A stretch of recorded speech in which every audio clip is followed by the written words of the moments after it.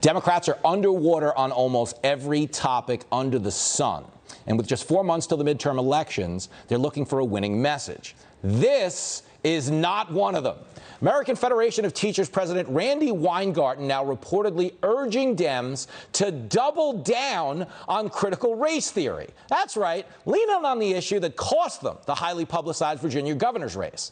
Remember all those angry school board meetings last fall? Do Democrats seriously think alienating parents and confusing children is a path to victory in the midterms? Joining me in the studio is the host of Lawrence Jones Cross Country Saturdays at 10 p.m. on the Fox News channel. It is Fox News franchise QB Lawrence Jones. Hey, man. I got to start living up to that name that you give me. Well, no, you technically don't, because Jamarcus Russell was a franchise QB. I mean, we want you. You can be the franchise QB, but that don't mean you got to deliver. I mean, Mark Sanchez was a franchise QB. Right. There's a lot of them out there. I want to live up to it. I mean, technically, I am the Ryan Leaf of franchise QBs, as Fox News goes, but it's good to see you, man. It's good to be here, brother. Let's talk about Randy Weingarten for a second, because the message from Virginia, if politics are a restaurant, is this Democratic food sucks. Randy Weingarten is now offering them bigger portions. Yeah. Is she crazy? Is she a Republican troll in the Democratic Party? Why does she think this is the move? Well, the best way I can explain it is, you know, I was quite the precocious child. When my dad would tell me no, I would try to find a different way to get it done. And he would always respond, "You must be stuck on stupid, huh?" So I think Weingarten is stuck on stupid because there's a couple things. It's not just CRT. Yeah. It's the fact that they shut down the schools and children were suffering. All right, so that's A. Parents were already upset about it. We already started seeing parents, even minority communities, move their kids to either charter schools or private schools. Okay, and then you sick the FBI on parents, right? So that was another. Then we found out they were coordinating with the White House, and then you get to the CRT mess, and now you want to double down on it after, as you correctly stated, having it been a mandate. Let's be clear. 2 months before the election, Youngkin was down. Yeah. He was down. I was there on the ground. No one was talking about him. But when it became about CRT and the way they were teaching these kids, it was a changing the tides, and he was suddenly up in the polls. So, again, this is a stuck on stupid moment. You got to realize when it's time to take the L, reinvent yourself, and make something of yourself. Yeah. The problem is that she's invested to all these progressive causes, so it would be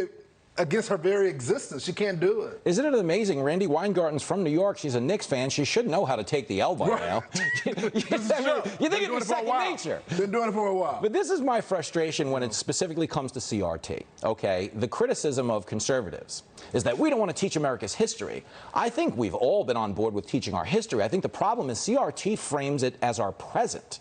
They're not giving us, we're not saying we're a perfect country, but we're never going to get there if we don't acknowledge the progress we've made to get here. They're not acknowledging that.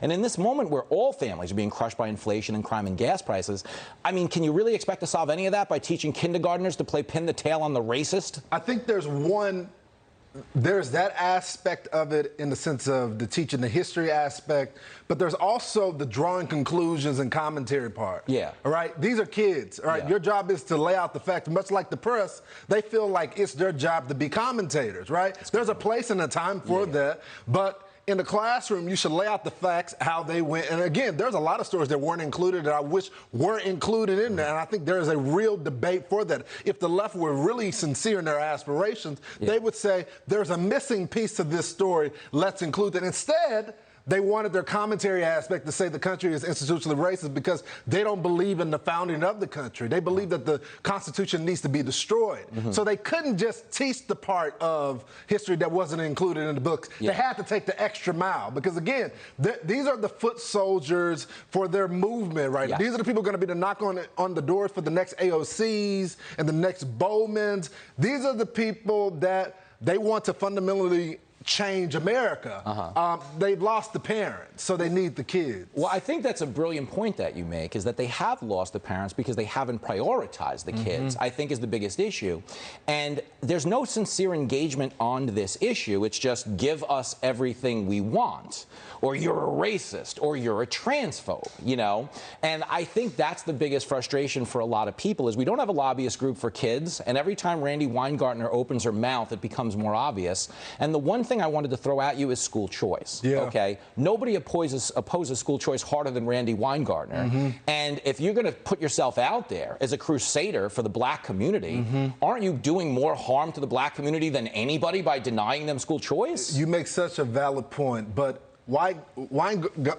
she's not for those kids. She's for the teachers. And anytime there are assessments that say, look, we want performance-based pay. If the school is failing, we shouldn't shut it down. That's what she believes. So, again, she would have to go against everything that she believes if she were to turn the tide. She won't do it, Jim. She will not do it. Listen, as franchise quarterback performances go, not Jamarcus Russell. This was, at a minimum, Russell Wilson. Okay. But I'm making there. My back is a little achy, but I'm here. But he can scramble. You'll see him Saturday night at 10 o'clock on the Fox News channel. Thanks, brother. Thank you, Pleasure Lawrence. being with you, bro. My man.